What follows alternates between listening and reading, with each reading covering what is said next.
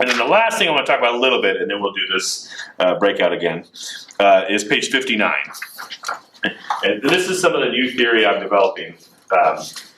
And I'll probably link this a little bit more as I finish this paper I'm writing, when they intervene with the facilitator responsibilities we covered yesterday. But starting with the bottom a little bit, there's a theory that I really like when I teach my persuasion class called Siller's expected utility model. And it was developed for kind of situations where you're asking for a favor. You're trying to get a friend to loan you money or loan you your car or give you a ride to the airport or something like that, right? So there's this whole literature and communication about kind of asking people for favors. And there's this whole range of strategies. Some of them are very positive strategies. You know, you're such a great friend, you know, and some of them are negative strategies, right? Using a guilt trip or calling in a favor or, you know, those type of things, right? So this Siller's utility model basically said, what strategy you pick, you're calculating several different things, right?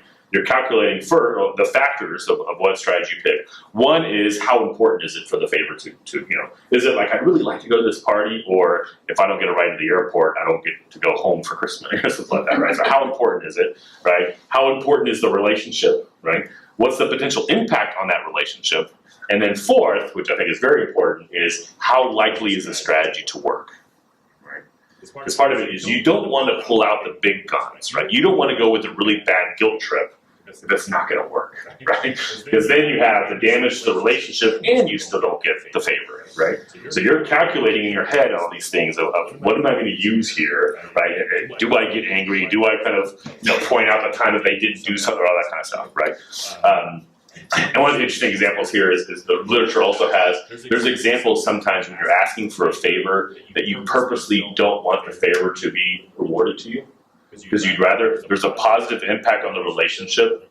It's an example, I've never done this. But my brother goes to Vegas, Las Vegas, about 4 times a year. And every time he goes, he calls me and says, hey, I'm going to Vegas next weekend. If you can get out there, you can stay in my room for free, right? I'm a very busy person, and you know, work-life balance is a stretch for me, right? I got 3 kids. So me leaving for the weekend to Vegas would normally be a very difficult thing, right? Like, I work so 100 hours a week, I'm going to go play for 3 days, not you. But I could potentially still ask my wife, oh, Danny's going to Vegas this weekend. Is it all right if I go? And then she'd probably say, oh, but the kids have, and then I'd say, oh yeah, that's true. Never mind, I won't go, right? But just by the fact of me asking and then being so gracious on giving up on it, right? I get a little brownie for it. So the next time I ask to go to Vegas, she might say, well, last time I didn't let him go, so maybe I'll let him go this time. So there's all these calculations you're making. So that was a little tangent, but so I'm developing a similar theory for facilitation, right? When you're deciding to intervene, what goes into that decision of what you're going to say, right? So you see it on here. What is the importance of the issue, right? How important, what's the teaching moment, right?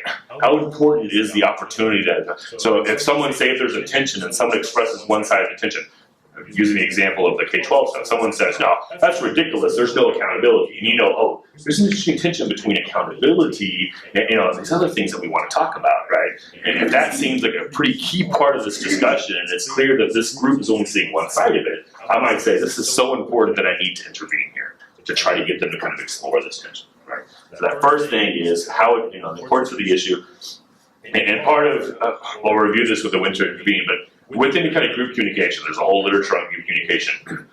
There's a task dimension, and then there's a social dimension, right?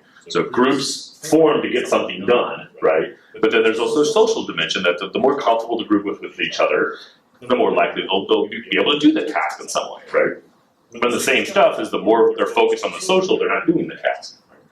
There's this interesting experience I had walking around my events when groups laugh, right? We're taking on a tough issue, but then all this group is laughing, right? And part of me is thinking, okay, that's good. They're getting comfortable. They're having a good time, right? And then part of me is thinking is, okay, they're not in the groan zone if they're laughing, right? How much are they actually struggling with this issue if they're having that good of a time, right? But it's that task social dimension, you know, because most of our groups form for 2 hours, right? They show up to an event, they sit down, they have a 2-hour experience with each other, and then they're gone. It's not an ongoing group.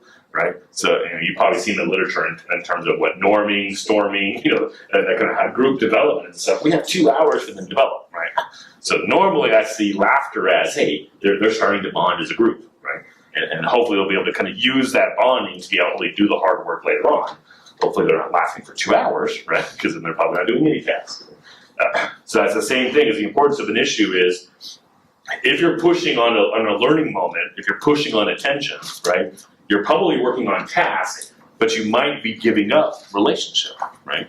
If you're identifying the tension between two people and you're highlighting it, you're going to create tension, right? It's going to be uncomfortable for people, right? They're probably going to enjoy the experience less, right? But you also feel that they're really going to learn about it, right?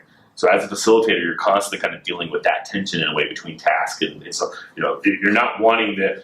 I don't want people to come to my events. I want them to enjoy the experience, right? But I want them to enjoy the experience more in a fulfillment kind of way. I did hard work today, right? We really did it. We worked through that issue instead of, oh, that was an enjoyable conversation, right? So that's part of it. Is when you're jumping in, how much reward, how much you're going to get out of it in terms of the task, then also how much relationship damage might there be to kind of bring that up, right? I'm going to skip the second one for a second. Availability of time for the intervention. This is for the time management, right? You've got 30 seconds left before you can move to something else. Don't bring up a huge issue, right? You don't have time to do that. So you always have to have time on your head. Do I have time to really explore this? If it's a tension that you want to explore and work through, that takes time, right? Potential for, I guess we'll go back to the second one. The potential for it to resolve or occur by itself. Ideally, the group does this themselves, right? Ideally, a group's. I disagree with that. When you have attention, you don't want to intervene that much. So part of it is, to what degree do I have to kind of be the one that kind of makes that, right? And then the last one, and this is really kind of where the theory develops in terms of the more experience you have as a facilitator, the more interventions you'll likely do, because the more experience, you're likely to be able to be. You're more likely to be successful in your intervention, right? You've learned what works and what doesn't work. You learn to take advantage of opportunities and let opportunities go when the group, you don't have time, or the group's not ready for it, right? So in some ways, I teach my facilitators, I'm like, when you're new, don't take that many chances, right? It's okay to kind of let the group go, just kind of follow the process. And the nice thing about the NIF and those type of things is, with the background material, with the process, a lot of it's kind of self-facilitating, right? The facilitator doesn't have to do too much, right? And a young facilitator can easily do too much and kind of derail things, right? But then when you have an experienced facilitator, especially one that really spends time being self-reflective, they're more and more likely to be able to take advantage of those opportunities that come up, right? So it's going to be a more active facilitator.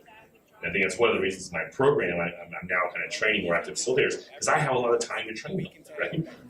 So if I have really good facilitators, then you're going to intervene a lot, right? You're going to take a lot more advantage. Every opportunity that comes up, you're going to take advantage of it. Right? But that likelihood of success is, am I going to be able to ask this question well? Am I going to be able to react on the fly to the reactions to it to actually take advantage of it? Right? But that, from the Slurs Expected Utility Model, that likelihood of success is important. I don't want to ask a question and then it actually harm the conversation. So then on top, I won't walk all the way through this, but you just kind of see some of the specific reasons to intervene. You see that opportunity for learning, that's the big one for us, right? Here's a chance here, like I talked about with the definition of deliberation, this is about refining people's opinions. It's not just people having a chance to express their opinion. We want people to learn and react to each other and have those aha moments, right? So facilitators particularly kind of looking for those chances. Ground rules being violated, this doesn't happen too often. Right? When the facilitator has to remind people of the ground rules, right? That they need to be respectful. Probably the only ground rule that you have to remind people of sometimes is the be brief thing, right? That you might want to say, we want to make sure everyone gets this talk here, trying to kind of calm down the dominator. Lack of clarity or mutual understanding. So the facilitator needs to kind of try to be the dumb person in the group. When everyone's using an acronym or a term, so I use K-12, right? And you had to ask K-12, right? So facilitator, when everyone's using an acronym, I'm sorry, I wasn't at all. I was talking about the acronym. I should have as a facilitator, but whenever you, even if you know the acronym as a facilitator, right? If you can assume someone else in the room doesn't, right? The other people, it was good that you asked. You didn't know when you asked, right? Most people wouldn't, right? Because I don't want people to not know that I don't know that, right? So a facilitator is the one that, or same thing when people use terms, right? When like justice and big words that mean different things to different people, right? The facilitator might want to say, well, what does that word mean to you, right?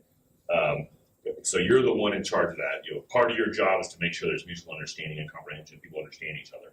So you need to be the one that jumps in and says, well, make sure we're on the same page here. What do you mean by that? Or what is that acronym? Can you just say ACT? What is ACT here? Okay.